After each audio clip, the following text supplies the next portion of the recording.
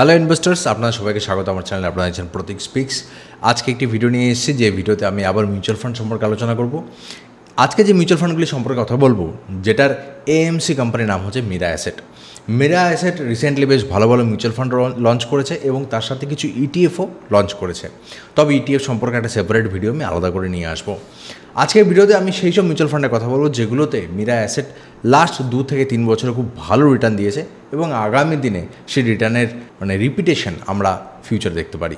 তো আজকে এই ভিডিওতে আমি 6টি ফান্ড সম্পর্কে আলোচনা করবো মিরা অ্যাসেটের, যেগুলি মোটামুটি ভালো রিটার্ন দিয়েছে, এবং বাকি ফান্ডগুলো সম্পর্কে আমি আলোচনা এই জন্য করবো না কারণ সেগুলোতে সেরকম রিটার্ন নেই। এই ভিডিওটি কোনো প্রকার রেকমেন্ডেশন নয়, শুধুমাত্র এডুকেশন পারপাসের জন্য ভিডিওটি তৈরি করা। কী কী দেখতে হয় একটা ফান্ডে কী কী থাকে, কোন জিনিসগুলো আমরা ইগনোর করে যাই, সেগুলো সম্পর্কে ডিসকাস করবো। So let's start today's video. বন্ধুরা, যারা আমাকে প্রথমবারের জন্য দেখছো তাদেরকে একটি অনুরোধ করবো, চ্যানেলটির সাথে জুড়ে যাও, একটু সাবস্ক্রাইব করে দেবে ভাই, আর এই চ্যানেলে এরকম ভিডিও আসতে থাকবে। So let's start today's video. বন্ধুরা, স্ক্রিনে সবার প্রথমে 6 নম্বরে যে ফান্ডটি দেখতে পাচ্ছ সেটা হচ্ছে মিরা অ্যাসেটের large and mid cap fund direct growth. এবার এই ফান্ডটি বেশ ভালো রিটার্ন দিয়েছে, কিন্তু এই বছর এই ফান্ডটির রিটার্ন একটু কম রয়েছে, যেটা হচ্ছে 4.63%। সেটা শুনে অনেকেই ভাববে যে আরে এ তো খুবই বাজে রিটার্ন রয়েছে, তো আমি এটাতে ইনভেস্ট করবো না। কিন্তু আমি আরেকবার মনে করে দিতে চাই, এই বছর এখন আমরা যেই পজিশনে দাঁড়িয়ে আছি, আমরা জুলাই মাসে দাঁড়িয়ে আছি। গত বছর জুলাই মাসের পরে ভোট যাওয়ার পরে মার্কেট যতটা উপরে গেছিলো সেপ্টেম্বর অবধি, তার থেকে অনেকটা বেশি ক্র্যাশ করেছিল। এখন মার্কেট রিকভারির পথে রয়েছে, সেই জন্য লাস্ট 12 মান্থসের রিটার্ন একটু কমই হবে, প্রত্যেকটাতেই কম হবে।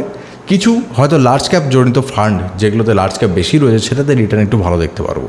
আদারওয়াইজ যেগুলো একটু রিস্ক নেয়, যেগুলোতে একটু মিড ক্যাপের সংখ্যা বেশি কিংবা স্মল ক্যাপের সংখ্যা বেশি, সেগুলোতে আমরা অলওয়েজ একটু কম রিটার্ন দেখব। তবে এটাতে ঘাবড়ানোর কিচ্ছু নেই, কারণ যেগুলো একটু কম রিটার্ন দিচ্ছে এই মুহূর্তে, কারণ তার মিড ক্যাপ আর স্মল ক্যাপটা কারেকশান নিয়েছে, সেগুলো যখন রিকভার করে নেবে রিটার্ন অনেক বেশি হবে এবং মার্কেটের সাথে টেক্কা দিয়েই চলবে। যদি এখানে 3 বছর রিটার্নের কথা বলি, তাহলে 21.53%। এবার এখানে একটা ইম্পর্টেন্ট জিনিস মনে করিয়ে দিই, এই লাস্ট 3 বছরের ভেতরে কিন্তু এই 1 বছরটাও ক্যালকুলেট করা আছে, তার মানে ক্র্যাশের পরেও 3 বছরে 21.53% রিটার্ন দিচ্ছে। 5 বছরে যদি দেখি তাহলে 25.07% রিটার্ন রয়েছে। এবার আমরা সবাই যে জিনিসটাতে অ্যাভয়েড করে চলে যাই, যে একটি মিউচুয়াল ফান্ডে কটা স্টক রয়েছে সেটা আমরা দেখি না। এখানে 97 নাম্বার অফ স্টকস রয়েছে, তার মানে এটা একটু বেশি পরিমাণে স্টকস রয়েছে। তো এবার বেশি স্টক থাকলে কি হয়, কম স্টক থাকলে কি হয়? বেশি স্টক থাকলে একটু স্টেবিলিটি আসে, ঠিক আছে। আবার কম স্টক থাকলে কি হয়, একটু বেশি রিটার্ন পাওয়া যায়, স্টেবিলিটিটা একটু কম হয়। তবে ডিপেন্ড করে, যদি লার্জ ক্যাপ হয় তাহলে স্টেবল হবে, যদি স্মল ক্যাপ হয় তাহলে কম স্টেবল হবে। এক্সপেন্স রেশিও যদি দেখি তাহলে 0.6%, যেটা 0.5% থেকে স্লাইটলি বেশি। ইটস ওকে, এটা চলা যায়, কোনো অসুবিধা নেই। এক্সিট লোড 12 মাসের ভেতরে যদি উইথড্র করে কেউ, তাহলে 1% দিতে হবে। এটা কোন বেঞ্চমার্ককে ফলো করে সেটা যদি আমরা দেখে নিই, তাহলে এটা হচ্ছে নিফটির লার্জ ক্যাপ আর মিড ক্যাপের যে ফান্ড রয়েছে ইন্ডেক্স, যেটা 250টা কোম্পানি নিয়ে তৈরি, সেটার উপরে এটা বেস করে। তার মানে এর যে ফান্ড ম্যানেজার রয়েছে, সে নিফটির প্রথম 250টা কোম্পানির ভেতর থেকে স্টককে বেছে নেবে। এটার রিসেন্টলি নাম চেঞ্জ হয়েছে। এই ফান্ডটির আগে নাম ছিল Mirae asset emerging blue chip direct growth plan, সেটার এই মুহূর্তে নাম হয়েছে large and mid cap fund. তো কারো যদি কনফিউশন থাকে তাহলে কিন্তু এটা সেম ফান্ড, জাস্ট নামটা চেঞ্জ হয়েছে। এরপরে যে ফান্ডে চলে আসি সেটা হচ্ছে মিরা অ্যাসেটসের mid cap fund direct growth. আমি আগের ভিডিওতে ডাইরেক্ট ফান্ড সম্পর্কে কথা বলেছি, যেটাতে আমি বলেছি যে আপনার আর এএমসির ভেতরে, এএমসি কি অ্যাসেট ম্যানেজমেন্ট কোম্পানি, এর ভেতরে আর আপনার ভেতরে যখন কোনো মিডিয়েটার থাকবে না, তখন সেটা হচ্ছে ডাইরেক্ট। আর যদি কোনো মিডিয়েটার থাকে, সাপোজ কোনো ডিস্ট্রিবিউটর থাকলো, ডিস্ট্রিবিউটর ব্যাঙ্ক হতে পারে, ডিস্ট্রিবিউটর নন ব্যাঙ্কিং কোনো কোম্পানি হতে পারে, তাহলে সেটাকে বলা হবে রেগুলার ফান্ড। আর রেগুলার ফান্ডের রিটার্ন সবসময় 1%-এর কাছাকাছি কম হয়, ডাইরেক্ট ফান্ডে একটু বেশি হয়। আমি এটা নিয়ে আগের ভিডিওতে ডিটেলসে বলেছি, সেখানে তো আপনারা একবার দেখে নিতে পারেন। তো এই ফান্ডেও রিটার্ন আমরা দেখছি গত 1 বছরে 4.94%। যদি আমরা 3 বছর রিটার্ন দেখি তাহলে 25.79%, যথেষ্ট ভালো 3 বছর একটা রিটার্ন দিয়েছে। এবার যদি 5 বছরে দেখি তাহলে রিটার্ন হচ্ছে 31.24%, খুবই ভালো। 5 বছরের হিসাবে যদি 31.24% আপনারা পেয়ে যান, তাহলে থেকে আর ভালো হয় না। এটা যথেষ্ট ভালো 5 বছরের হিসাবে। নাম্বার অফ স্টকস যদি আমরা দেখি তাহলে 73 নাম্বার অফ স্টকস রয়েছে। তার মানে আমরা এইটা কম্পেয়ার করতে পারছি যে আগের ফান্ডটির থেকে এই ফান্ডটি একটু কম স্টকে তৈরি, এখানে একটু রিটার্ন বেশি হবে এবং এটা একটু বেশি ফ্ল্যাকচুয়েট করতে পারে। যদি আমরা এর এক্সপেন্স রেশিও দেখি তাহলে এক্সপেন্স রেশিও 0.57 রয়েছে, যেটা 0.5-এর থেকে স্লাইটলি বেশি, তো অ্যাকসেপ্টেবল। আর স্ট্যান্ডার্ড একটা এক্সিট লোড এখানে দেখতে পাচ্ছি যেটা হচ্ছে 1% কাছাকাছি। যদি কেউ বলে যেটা কোথায় নিবেশ করে তাহলে সেটার উত্তর হচ্ছে নিফটির যে 150টি কোম্পানি রয়েছে সেই 150টি যে মিড ক্যাপের কোম্পানি সেই 150টি কোম্পানিতে নিবেশ করে। অনেকেই যাটা কনফিউশন হতে পারে, তো আমি একবার ক্লিয়ার করে দিই। অ্যাকচুয়ালি কী হয়, নিফটিতে প্রথম যে 50টি কোম্পানি থাকে সেটা হচ্ছে অনেক বড় বড় কোম্পানি, তো এগুলো হচ্ছে মেগা ক্যাপ, অ্যাকচুয়ালি লার্জ ক্যাপের থেকেও বড়। তারপরে 100 অবধি একটা ইন্ডেক্স হয়, এটাকে বলা হয় নিফটি নেক্সট 50। তারপরে 150টি কোম্পানি, মানে 250 অবধি যদি আমরা ধরে নিই, এটা হচ্ছে নাম্বার। এটা কিন্তু মানে এটা হচ্ছে 50 নাম্বার, মানে 100th number, 250th number company আর কি।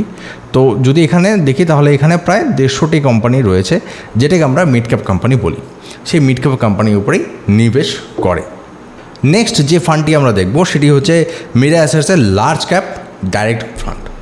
এবার আমি বলেছি লার্জ ক্যাপ হলে কিন্তু রিটার্নটাই 1 বছরে ভালো হবে।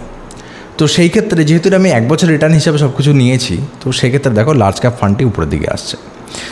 তার মানে লার্জ ক্যাপ একটু স্টেবিলিটি দিয়েছে। বেশি মার্কেটটা নিচে পড়ে গেছিলো যখন, তখন লার্জ ক্যাপ অতটা পড়েনি, সেই জন্য 1 বছর রিটার্ন হচ্ছে 7.58%, খুবই ভালো। যদি আমরা 3 বছরে দেখি তাহলে 18.21%, যেটা লার্জ ক্যাপে সাধারণত দিয়ে থাকে সেই রেঞ্জেই রয়েছে। যদি 5 ইয়ার্সে বলি তাহলে 20.76% আমার রিটার্ন এখানে রয়েছে। তো এখানে একটু কম্পেয়ার করা যাক।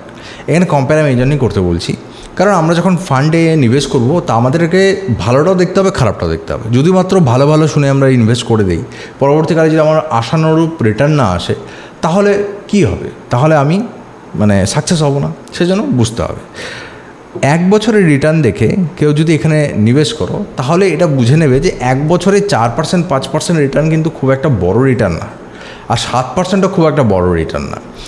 2023-এ আমি 1 বছরে 60% স্মল ক্যাপ ফান্ডের রিটার্ন দেখেছি, 60%-এর উপরে। কোয়ান্টের যে স্মল ক্যাপ ফান্ড রয়েছে তোমরা উঠিয়ে দেখে নিতে পারবে, সেখানে 1 বছরে ভালো রিটার্ন দিয়েছে। কয়েকটা ফান্ড যেরকম বন্ধন ব্যাংকের স্মল ক্যাপ ফান্ড খুবই ভালো রিটার্ন দিয়েছে, কারণ ওই বছর স্মল ক্যাপ ফান্ডগুলো খুব বেশি চলেছিল, সেই জন্য ওগুলো ভালো রিটার্ন দিয়েছে। এই বছর ক্র্যাশের জন্য এইসব যেগুলো হাই ভলাটিলিটি শেয়ার রয়েছে সেগুলো ফল করে যাওয়ার জন্য এই ফান্ডগুলো রিটার্ন দিতে পারেনি। তার মানে এটা কখনোই না এগুলো বাজে ফান্ড, কখনোই না। সেটার তো উত্তর দিচ্ছে এদের 5 বছরেরটা। 5 বছরের লার্জ ক্যাপে 20.76% ইজ ভেরি গুড, সেটাও খারাপ না, কিন্তু তবু এটা বুঝতে হবে যে লার্জ ক্যাপ যখন মার্কেট খুব ভালো যাবে লার্জ ক্যাপ কিন্তু একটা লেভেলেই রিটার্ন দিবে, সেটাই 18%-এর কাছাকাছি দিবে। হতে পারে সেই সময় এটা 34% 1 বছর রিটার্ন দিল। এই সম্ভাবনাটা কিন্তু মিড ক্যাপে থাকবে, লার্জ ক্যাপে থাকবে না। এই জিনিসটা ক্লিয়ারভাবে বুঝে নাও। লার্জ ক্যাপ সেফ, কিন্তু হাই রিটার্ন জেনারেট করে না। যদি এই নাম্বার অফ স্টকসের কথা বলি তাহলে দেখো 73-77 মোটামুটি সেম রেঞ্জে রয়েছে, মানে সেম নাম্বার স্টক নিয়ে খেলাধুলা হচ্ছে। তবে এখানে একটা জিনিস বুঝতে হবে, এখানে 150টা কোম্পানি থেকে চুজ করেছে 73টি কোম্পানি, এখানে 250টা শেয়ার থেকে চুজ করেছে 97 নাম্বার অফ শেয়ার, এখানে 100টা থেকে 77। তার মানে মার্কেট যেরকম রিটার্ন দেবে তার থেকে খুব বেশি চেঞ্জেস হবে না, কারণ মার্কেটে সব গেইনার এবং লুজার ম্যাক্সিমাম এর খাতাতেও থাকবে, খুব কমই বাদ যাবে না। 23টাই তো মাত্র বাদ দিচ্ছে 100 থেকে। কিন্তু এখানে অনেক বেশি ডিফারেন্স হতে পারে মার্কেটের থেকে এর, কারণ মার্কেটে 250টা কোম্পানি ট্রেড হচ্ছে, সেখান থেকে মাত্র 97 নিজের কাছে নিয়েছে। তার মানে মেজরিটি ছেড়ে দিয়েছে। হতে পারে যে মেজরিটি যেটা ছেড়ে দেওয়া হয়েছে সেখানে ভালো রেজাল্ট দিয়ে দিল, ভালো রেজাল্ট দিল না, সেই ক্ষেত্রে লসে যাবে। আর উল্টোটা হতে পারে এর ভালো রেজাল্ট দিল, মার্কেটে দিল না, তাহলে গেইনার হবে, মার্কেট লুজার হবে। এই জিনিসটা আশা করি তোমরা বুঝতে পেরেছো। সাধারণত number of share mutual fund কেনার সময় অনেকে দেখে না, কিন্তু দেখার প্রয়োজন। পরবর্তী ভিডিওতে আমি যখন আরও ডিটেলসে যাব অন্যান্য স্টক সম্পর্কে, সেখানে আমি আরও অনেক ডিটেলসে খোলাসা করে তোমাদেরকে বলবো যে স্টক মার্কেট থেকে কী করে স্টক পিক করো এই মিউচুয়াল ফান্ডগুলি। সেই জন্য চ্যানেলটিকে একবার সাবস্ক্রাইব করে দেবে। যদি এর এক্সপেন্স রেশিও বলি, একদম 0.5 কাছাকাছি রয়েছে, 0.54 রিজনেবল। এক্সিট লোড সবার জন্যই 1% 12 মাসের আগে ওঠালে এটা এখানে কনস্ট্যান্টই পাবে। আমরা অলরেডি বেঞ্চমার্ক নিয়ে কথা বলে ফেলেছি, নিফটি 100-এর উপরে এটা বেস করে তৈরি। নেক্সট যে মিউচুয়াল ফান্ডের কথা বলবো সেটা হচ্ছে এটা মাল্টি ক্যাপ ফান্ড। এবার মাল্টি ক্যাপ যে ফান্ড রয়েছে সেখানে শুরুতেই মাল্টি ক্যাপ মানে large cap, mid cap, small cap সব থাকবে। যখন সবকটি ক্যাপ নিয়েই আমি খেলবো, তো তার মানে আমার কাছে নাম্বার অফ চয়েস যে কোন কোন শেয়ার আমি ওঠাবো সেটা অনেক বেশি থাকে। তো এখানে দেখতে পাচ্ছ নিফটি 500 রয়েছে, যার মধ্যে 50টা লার্জ ক্যাপ, 50টা মিড ক্যাপ, 50টা স্মল ক্যাপ, এই রেশিওতে চলছে। সেখান থেকে এরা পিক করেছে কতটা যদি আমরা দেখি এখানে, সেখান থেকে মাত্র 83। তার মানে 500টা স্টক অপশান ছিল, সেখান থেকে আমি মাত্র চুজ করেছি 83। তার মানে এখানে যে ফান্ড ম্যানেজার রয়েছে যেই থাকবে সে খুব ক্যালকুলেট করে এটা চুজ করবে, এবং তার সাথে এটা একটু হাই রিস্কও হবে, কারণ মেজরিটি আমি অনেকটাই চুজ করছি না। হতে পারে যে আমার যেগুলা চয়েস হয়েছে সেগুলো ফেলিয়ার হতে হবে। তার মানে ফান্ড ম্যানেজার এখানে খুব ভালো যদি রিসার্চ না করে তাহলে কিন্তু এটা লস দিতে পারে। তবে যেহেতু এটা রিসেন্ট ফান্ড সেজন্য 3 বছর 5 বছরের ডেটা নেই, কিন্তু 1 বছরে 8.13% ভালো রিটার্ন দিয়েছে, যেটা 1 বছরে এই মুহূর্ত অবধি সবথেকে ভালো ফান্ড যেটা লার্জ ক্যাপ ফান্ড ছিল তার থেকে বেটার। 7.58 ছিল, এটা 8.13% রিটার্ন দিয়েছে। তার মানে আমরা দেখতে পাচ্ছি এটার রিটার্ন ফিউচারে দেওয়ার সম্ভাবনাটা অনেক বেশি, তবে এটা হাই রিস্ক, সেটা মাথায় রাখবে। যদি এক্সপেন্স রেশিওর কথা বলি তাহলে এক্সপেন্স রেশিও 0.5-এর থেকে কম, তার মানে সস্তা 0.14%। আর এক্সিট লোড স্ট্যান্ডার্ড 1% 12 মাসের আগে যদি তোমরা উইথড্র করে নাও। নেক্সট যে ফান্ডের কথা বলবো সেটি একটি সেক্টরাল ফান্ড। সেক্টরাল ফান্ড বলতে কী বোঝায়? পার্টিকুলার কোনো একটা সেক্টর, সাপোজ হেলথ একটা সেক্টর, সাপোজ রিনিউয়েবল এনার্জি, অনেকে রিনিউয়েবল এনার্জির জন্য পাগল হয়ে যাচ্ছে আজকাল, ইভি এটাও একটা সেক্টর। সেরকমই ব্যাংকিংও একটা সেক্টর। এবার ব্যাংকিং সেক্টরের সাথে আমাদের ইকোনমির খুব বড় রিলেশন। মানে যদি আমরা এইভাবে ভাবি, যদি আমাদের দেশ বড় হয়, আরও যদি ইকোনমিক গ্রোথ আসে 3 নম্বর থেকে 2 নম্বর থেকে 1 নম্বর যদি যায় আগামী 30 বছর 50 বছরে, ব্যাংকিং সেক্টরকে নিচে চলে যাবে? এটা কোনোদিন হবে? কারণ আমাদের তো সেন্ট্রালাইজড ব্যাংক আরবিআই থ্রুতে চলছে, আমরা তো অন্য কোনো রকম অল্টারনেটিভ অপশন নিয়ে চলছি না। এমনকি আমরা ক্রিপ্টোকারেন্সিকেও ব্যান করে রেখেছি, মানে আরবিআই যদি পারমিশন না দেয় তাহলে সেটা লাগু হবে না। সেখানে ব্যাংকিং সেক্টর ইন্ডিয়ার ইকোনমির একটা ব্যাকবোন, একটা পার্ট, মেজর পিলার। তার মানে ইন্ডিয়া যদি গ্রোথ যদি ইন্ডিয়ার হয় তাহলে ব্যাংকিং সেক্টরে অবশ্যই হবে। অন্যান্য সেক্টরে কিন্তু নাও হতে পারে। এরকমও হতে পারে যে সাপোজ ইন্ডিয়ার অটোমোবাইল ইন্ডাস্ট্রি একদম ধসে গেল, কিন্তু টেক্সটাইল ইন্ডাস্ট্রি খুব উঠে গেল, তবুও কিন্তু ইন্ডিয়ার ব্যাংকিং সেক্টরটা থাকবে। সেজন্য ব্যাংকিং সেক্টরে যদি আমরা রিটার্ন দেখি 1 বছরে 13.24%, যেটা খুব ভালো রিটার্ন দিয়েছে। 3 বছরের ডেটা যদি দেখি তাহলে 25.73% রিটার্ন রয়েছে, যেটাও খুব ভালো। 5 বছরের ডেটা এখানে অ্যাভেলেবেল নেই, কারণ এটা রিলেটিভলি নিউ ফান্ড। এখানে একটা জিনিস দেখবে, এটা ব্যাংকিং যে কটা শেয়ার রয়েছে, ব্যাংকিং শেয়ার এবং ফাইন্যান্সিয়াল শেয়ার। ফাইন্যান্সিয়াল বলতে কী হয়, কিছু কিছু ফাইন্যান্সিয়াল কোম্পানি থাকে যারা টাকা লেনদেন তো করে কিন্তু তারা ব্যাংক নয়। ব্যাংক হওয়ার জন্য আরবিআইয়ের কিছু রুলস অ্যান্ড রেগুলেশনস থাকে, একটা লাইসেন্সেরও প্রয়োজন হয়, এবং নন ব্যাংকিংয়ের জন্য একটা লাইসেন্সের প্রয়োজন হয়, রুলস অ্যান্ড রেগুলেশনস থাকে, কিন্তু দুটো লায়াবিলিটিস আলাদা হয়। মানে ব্যাংক অন্যভাবে কাজ করে, ফাইন্যান্সিয়াল কোম্পানিগুলো অন্যভাবে কাজ করে। যদি একেবারেই পাতি বাংলায় কথা বুঝতে হয় তাহলে আমি এতটুকু বলতে পারি, ফাইন্যান্সিয়াল কোম্পানি মেনলি টার্গেট করে তাদেরকে যাদের কাছে ব্যাংকের ফেসিলিটিগুলো পাওয়া খুব দুষ্কর, কিংবা ব্যাংক সেই ফেসিলিটিগুলো প্রোভাইড করে না।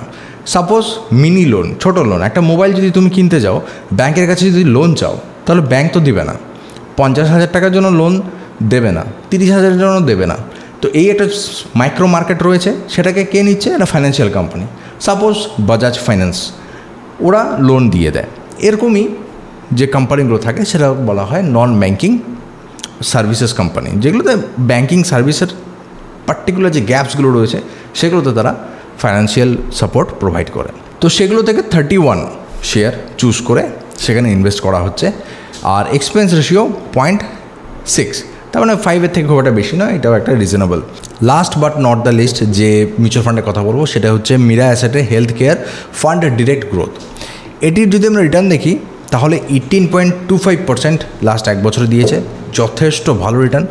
3 বছরে যদি অ্যাভারেজ দেখি তাহলে 25.41%, আর 5 বছরে যদি রিটার্ন দেখি তাহলে 24.23% রিটার্ন রয়েছে।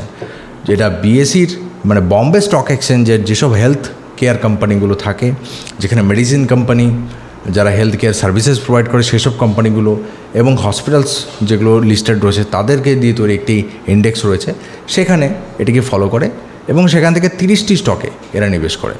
তার মানে এটি একটি সেক্টরাল ফান্ড। আমি আগেরটিও সেক্টরাল ফান্ডের কথা বলেছি, মিরাটসে ব্যাঙ্কিং সেক্টর। হেলথ কেয়ার সেক্টরের ক্ষেত্রে যদি আমরা দেখি, মানুষের যত আমাদের দিন যাচ্ছে বিভিন্ন রকম আমরা সমস্যায় পড়ি।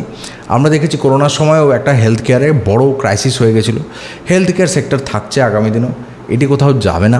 তবে একটা জিনিস মাথায় রাখতে হবে, যে কোনো সেক্টরে যদি আমরা দেখি সেক্টরাল যে রেজাল্টগুলো আমরা পাই সেটা পার্টিকুলার কিছু বছরে খুব হাই হয় আর পার্টিকুলার কিছু বছরে একটু সেমই রয়ে যায়।